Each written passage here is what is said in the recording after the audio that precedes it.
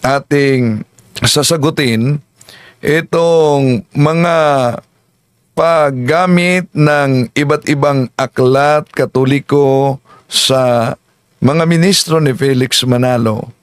Paano nila pinagtagpi-tagpi, imagine, ang simbahang Katoliko daw, otoridad, nagpapatunay na ang iglesia na inaniba nila ay tunay na iglesia.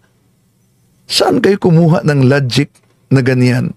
Na ang mga aklat Katoliko ang nagpapatunay sa iglesyang tatag ni Felix Manalo. Anong aklat yan? Itong isang aklat na Papal Encyclical.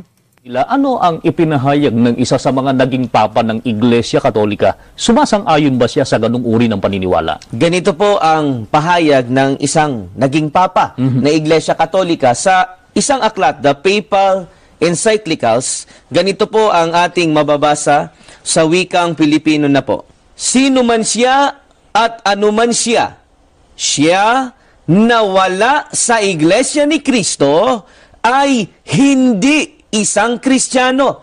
Maliwanag po sa pahayag na ito ng isa sa mga naging papa ng Iglesia Katolika, ayon po sa kanya, Kapatid Edgar, sino man at anuman siya, kung wala siya sa Iglesia ni Kristo, hindi po siya Kristiyano. Kaya hindi po namin sariling pangungusap ito. Iyon. Ginamit nila ang naturang aklat, Papal Encyclical pa, para patunayan na ang tunay na Kristiyano ay walang iba kundi Iglesia ni Kristo. So kundi kayo aware talaga sa mga aklat na ito na pinagtagpi-tagpi nila, mga kapatid, siguradong mapauo kayo dito. Bakit? Dahil ginagamitan din nila ng isang aklat para itagpi-tagpi lang yung maikling katisismo, na ang tawag kasi, pagkumpara nila sa Papal Encyclical, kailangan kang aanib sa Iglesia ni Kristo. Dahil kung di ka aanib dito, di ka magiging Kristiyano. No, ngayon, gagamitin nila para itagpi-tagpi yung aklat na maikling katisismo. Kung ang Katoliko ba ay Kristiyano, tawag nito, pakinggan natin. Katolika. Ano ang tawag sa mga kaanib o miyembro sa Iglesia Katolika? Aklat po nila, Kapatid Edgar, ang babasahin po natin, maikling katisismo ng aral na Kristiyano. Ganito po ang mababasa sa pahina 50. Pakinggan po ninyo. Ano ang tawag sa mga taong sumusunod sa Santo Papa at sa mga obispo? Ang mga sumusunod sa Santo Papa at sa mga obispo na parang kanilang pinuno at ama ng kaluluwa ay tinatawag na mga Katoliko, at sila ang mga kaanib na bumubuo ng Santa Iglesia Katolika. Ayon po dito sa katisismo, ang mga sumusunod sa Papa at mga obispo ng Iglesia Katolika ay tinatawag po na mga Katoliko, hindi po Kristiyano. Yan ang konklusyon na niya. Dahil tinatawag na Katoliko, ano daw? Hindi Kristiyano. May nakasulat ba sa naturang aklat na dahil Katoliko hindi Kristiyano? Wala. Dinagdagan lang yan, mga kapatid. Kaya mag-ingat sa mga ganyan. Dinagdagan. Wala naman nakasulat. Ito ang ginagamit nila, binasa nila, pahina 50, na ang sumusunod sa Santo Papa at mga obispo na parang kanilang pinuno at ama ng kaluluwa ay tinatawag na mga Katoliko. At dagdag niya, hindi Kristiyano. Wala naman nakasulat na hindi Kristiyano. Tingnan nyo ang pahina sa ginamit nila. Asan diyan mabasa ang sinabing hindi Kristiyano? Wala namang mabasa, nasa paragraph 178 ang ginamit nila. Walang mabasa, kundi dinagdagan lang ng ministro ni Felix Manalo ang nakasulat. Pero ang tanong, kung gusto nila letra por letra, wala ba tayong mabasa letra por letra sa Paraphrase New Testament ni Richard Baxter na ang Iglesia Katolika ay Kristiyanong simbahan? Di po ba gusto nila letra por letra? Okay, tingnan natin, silipin natin ang mabasa sa sulat ni San Pablo sa Roma, Kapitulo 11, versikulo 12, ito ang mabasa natin. If the Gentiles have been so great gainers by the occasion of the sin and fall of the Jews, how much more when they shall become Christians will they add to the glory and greatness of the Catholic Christian Church? See? Ano daw ang Catholic? Batay sa mabasa, Catholic Christian Church. So dito pa lang sa kanilang argumento na dapat mabasa sa Biblia letra por letra dahil sola scriptura sila, wala na, supalpal na sila. Yung paggamit naman ng aklat na The Papal Encyclical in their historical context edited by Anne Fremantle na ginagamit nila dahil lang may mabasang Iglesia ni Cristo, mga kapatid, abay, ginagamit nila para patunayan na kahit daw otoridad Katoliko nagpapatunay na ano daw? Ano ang ipinahayag ng isa sa mga naging papa ng Iglesia Katolika? Sumasang-ayon ba siya sa ganung uri ng paniniwala? Ganito po ang pahayag ng isang naging papa na Iglesia Katolika sa isang aklat, The Papal Encyclicals. Ganito po ang ating mababasa sa wikang Pilipino na po. Sino man siya at ano man siya, siya na wala sa Iglesia ni Cristo ay hindi isang Kristiyano. Ngayon, sino man siya, kung siya wala sa Iglesia ni Cristo, hindi siya Kristiyano. Ang tanong, dahil po ba mabasa ang salitang Church of Christ which had been divinely instituted for the sake of souls and eternal salvation, yun po ba ay Church of Christ na tinatag ni Felix Manalo? Hindi. Dahil ang karugtong napakalinaw po. Eto, it consists in the belief that the true Church of Jesus Christ is composed of the Roman Catholic spread over the whole world. Kaya mag-ingat talaga mga kapatid. No?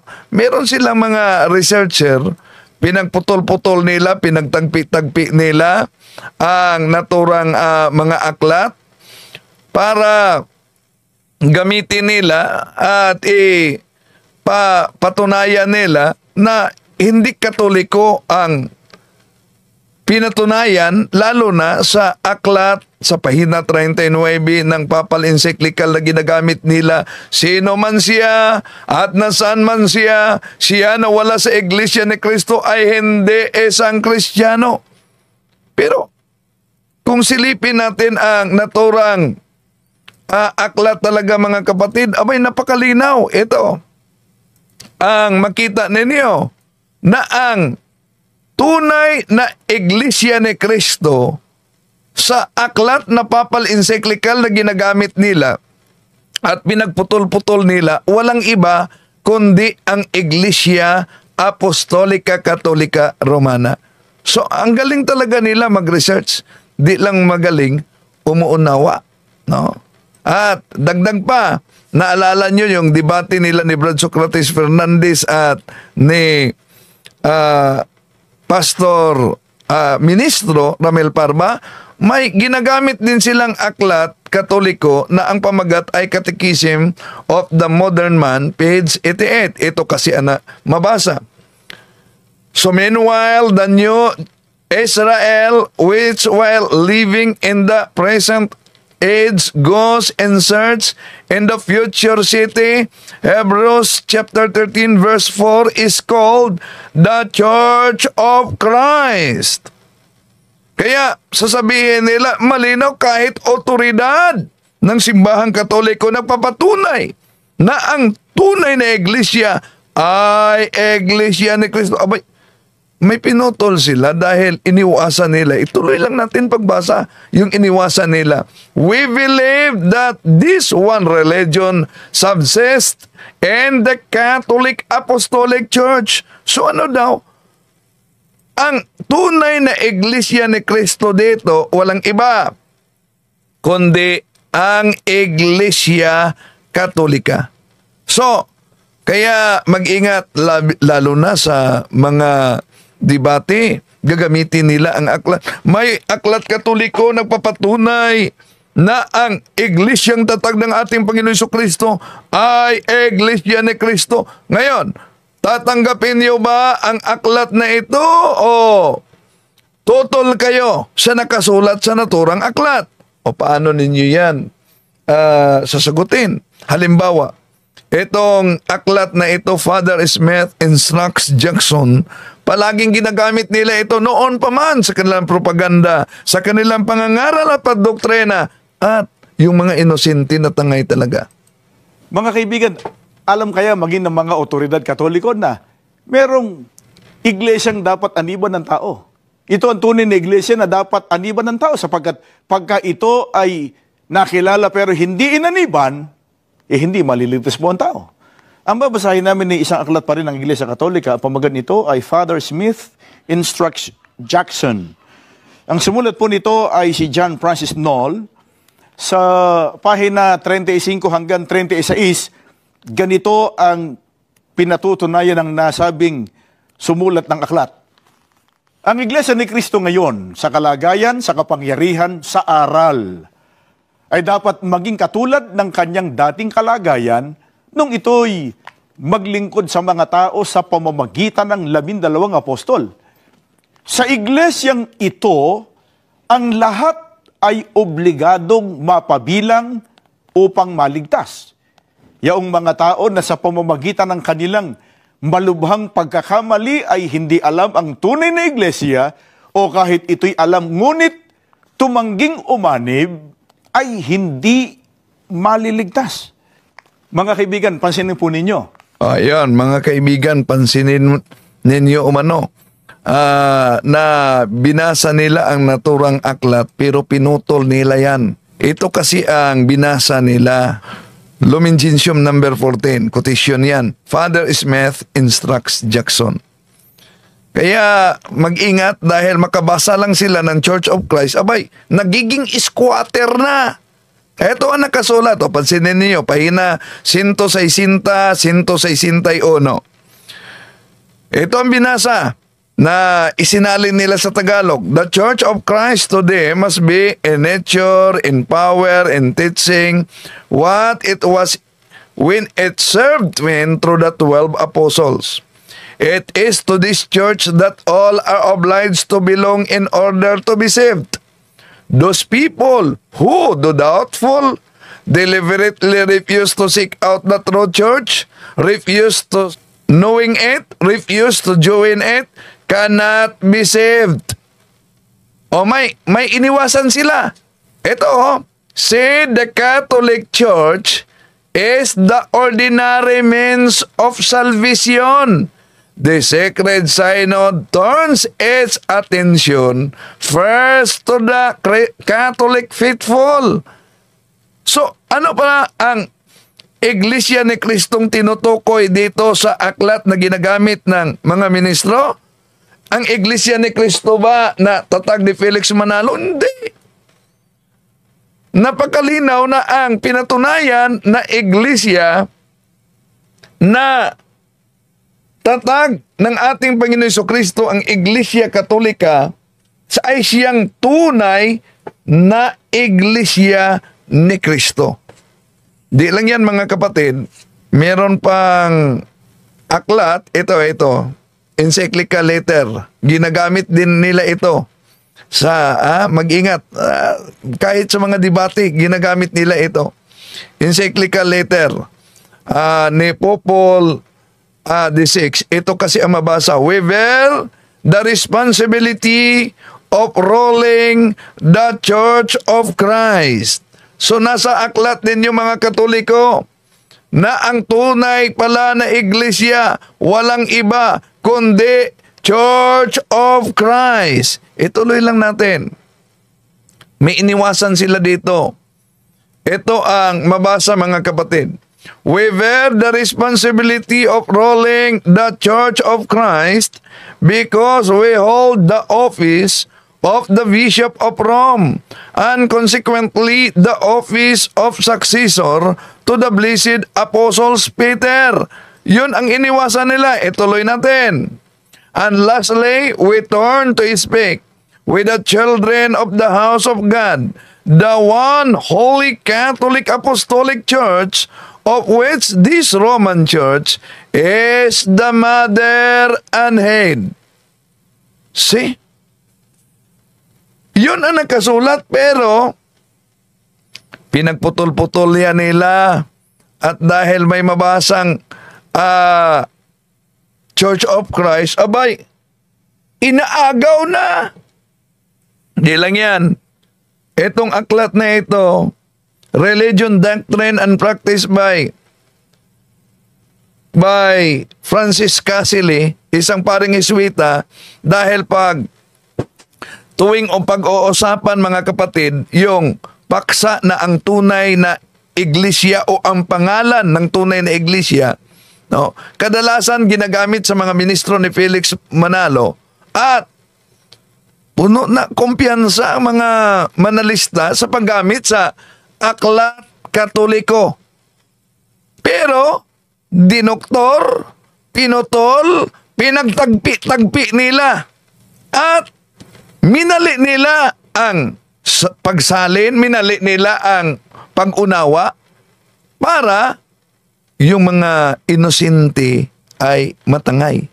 Ayon sa mga ministro ni Felix Manalo na isang otoridad Katoliko, si Father Francis Cassily na isang paring Jesuita, nagpapatunay daw ang otoridad Katoliko sa pamamagitan ng aklat na ito na ang tunay na iglesia ay tinatawag na Iglesia ni Cristo, hindi daw Iglesia Katolika.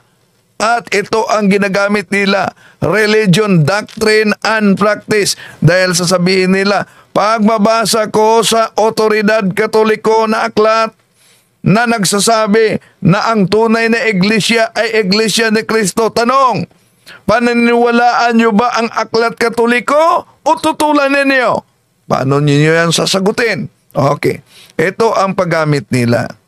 Kapatid na Bobby, ang sangguniin natin mismo at kunin nating testigo yung opisyal na aklat ng Simbahang Katoliko, sulat ng isang pare, ang pangalan po ay si Francis B. Cassily, isang paring Jesuita. Totoo ba na walang proper name, walang pangalan, yung iglesyang itinayo ni Kristo? Meron, kapatid na Michael. Ito ang ating mababasa sa wikang Pilipino na po.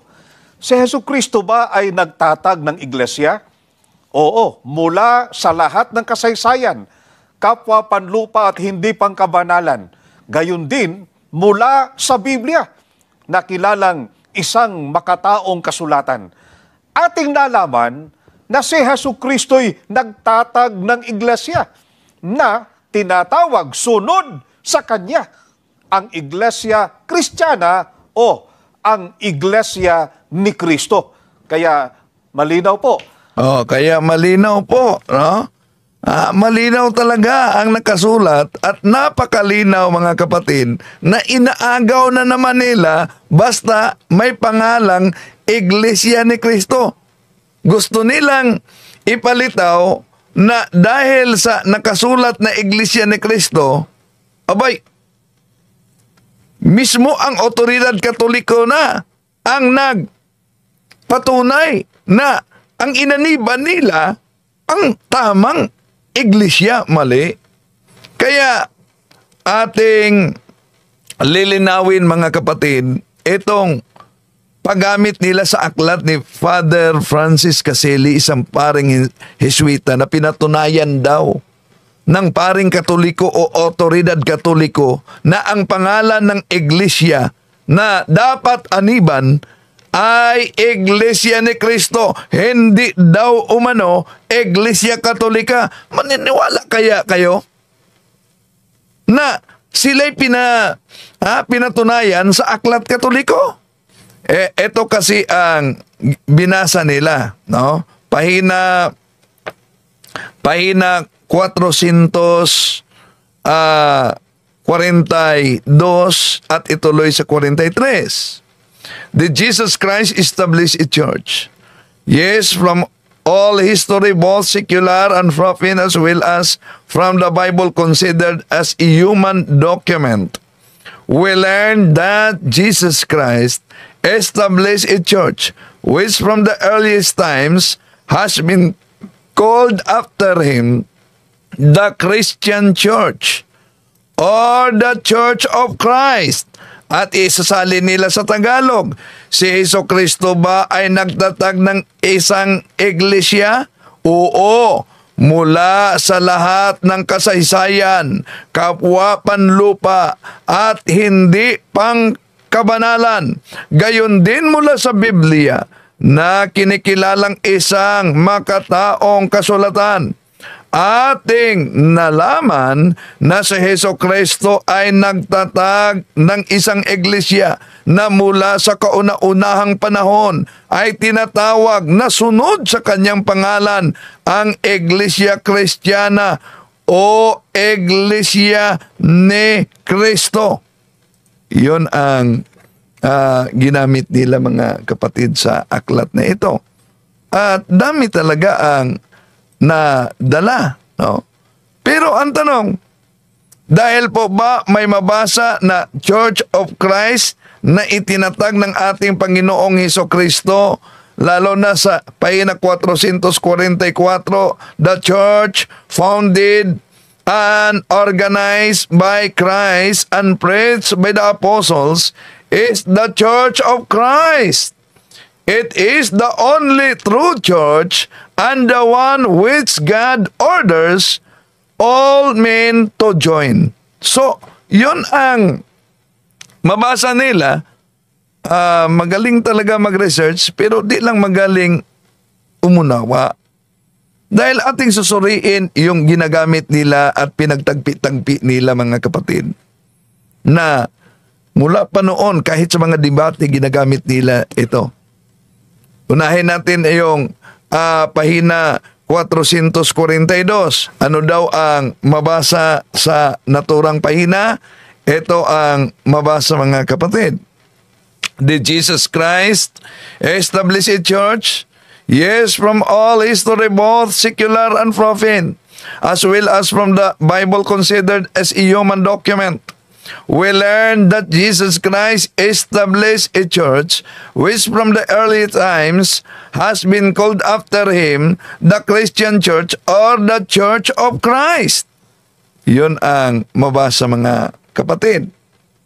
At napakaliwanag naman sa bahagi na ginagamit nila na ang Panginoong Hesus ay nagtatag ng iglesia, at ang konklusyon ng mga ministro ni Felix Manalo, di po ba pinatunayan ng Otoridad Katoliko, Church of Christ ang tawag sa iglesia, hindi po Iglesia Katolika.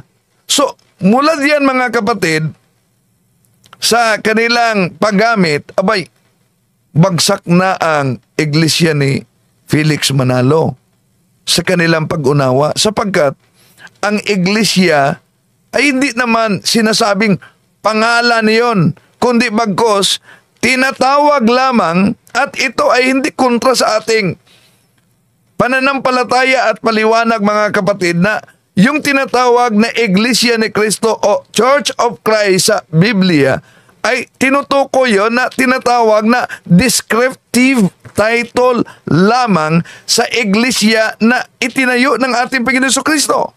Ngayon, para mas maunawaan natin, ano po ba ang sabi sa mas naunang bahagi sa aklat na ginagamit nila, lalo na sa pahina 328, mga kapatid, na alam nyo ba, itong aklat na ito, hirap talaga ito hanapin. Kahit ba sa online, di na nyo yan makita. Pero ginagamit nila ito. 328, ito ang mabasa, mga kapatid. The lesson on the Catholic Church are among the most important in the study of religion. For if we once admit that the Catholic Church is the true church established by God to teach men infallibly the way to heaven, and that He has commanded all men to be members of it, our way is clear. See? Napakaliwanag ang nakasulat, mga kapatid, na ang aklat na ginagamit nila, hindi yan nagpatunay sa iglesyang inaniba nila na tatag ni Felix Manalo. Napakalinaw po ang nakasulat na ang iglesia ni Kristo na pinatunayan hindi kay Manalo, kundi ang iglesia ni Kristo na dapat aniban. At ang iglesia ni Kristo na itinatag ng ating Panginoon Jesucristo, napakaliwanag, walang iba, kundi ang Iglesia Apostolika Katolika Romana. Kaya, sa paggamit nila sa mga aklat na ito, abay ginagawa nilang squatter ang sarili nila sa mga nakasulat lang sa naturang aklat. Oh. So napakalinaw, mga kapatid, at mag-ingat. Pero kung gagamitin natin ang kanilang Pasugo Magazine. Ano po ba ang sabi sa Pasugo Magazine, July-Agosto 1988, page 60? 6. Ito, even secular history shows a direct time link between the Catholic Church and Apostles, leading to the conclusion that the true Church of Christ is the Catholic Church. Napakalinaw na ang tunay na Iglesia ni Kristo ay ang Katoliko. Ngayon, matutulan ba nila yan? Hindi yan matutulan. Mismo si Cipriano Sandoval sa kaniyang Pasugo Magazine na siya ang may akda, Abril 1965, page 41. Ito mabasa natin.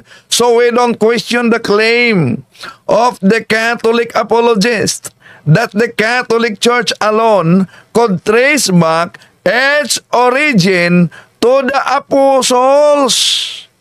So di pala nila matutulan, mga mahal na kapatid, na ang Iglesia Katolika ay siyang iglesia na tatag ng ating Panginoon Jesucristo.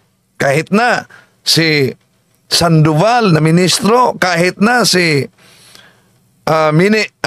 yung diakono nila, si Sarcineta. Balik natin, ha? Ito. Mali po ang pagkaunawa nitong si Talibong. At ang Iglesia Katolika bilang isang organisasyon o samahang pangrelihiyon, yan po ang organisasyon. Pagka sinusi pabalik, yan ang dating Iglesia ni Kristo.